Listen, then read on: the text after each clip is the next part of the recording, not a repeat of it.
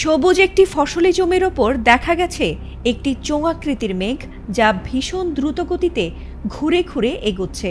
এটি কোনো সাধারণ ঝড় নয়, এটি একটি বিশেষ ধরনের ঘূর্ণিঝড় যা টর্নেডো নামে পরিচিত। আর এমন দৃশ্য বাংলাদেশে সচরাচর দেখা না গেলেও এই বিরল দৃশ্যই এবার দেখা গেছে বাংলাদেশেই, যা ধারণ করেছেন কয়েকজন প্রত্যক্ষদর্শী। আর সেই ভিডিও এখন ভাইরাল সামাজিক মাধ্যমে।